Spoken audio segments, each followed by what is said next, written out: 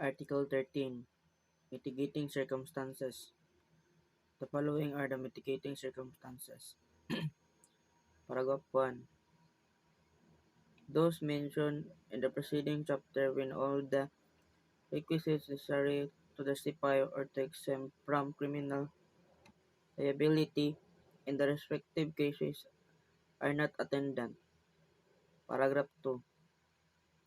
That the offender is under 18 years of age or even 70 years in the case in the minor, he shall be proceeded against in accordance with the provisions of Article 80. Paragraph 3. That the offender had no intention to commit so grave a wrong so that committed. Paragraph 4. That sufficient provocation of threat on the part on the attended party immediately proceed in the act. Paragraph 5.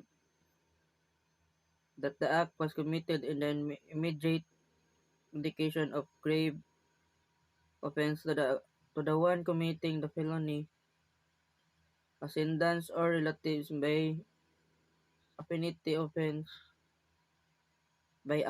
within the same degrees. Paragraph 6.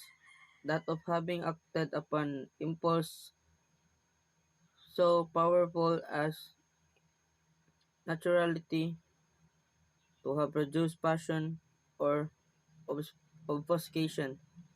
Paragraph 7. That the offender had voluntarily surrendered himself as a person in authority in his agents, or that he had voluntarily confessed his guilt before the court prior to the presentation of the evidence for the prosecution. Paragraph 9. That the offender is deaf and dumb, blind, or otherwise suffering same physical defect which thus restricts his means of action, defense, communication with his fellow beings. Paragraph 9. Such illness of the offender as would diminish the exercise of the willpower of the offender without however depriving him of the conscious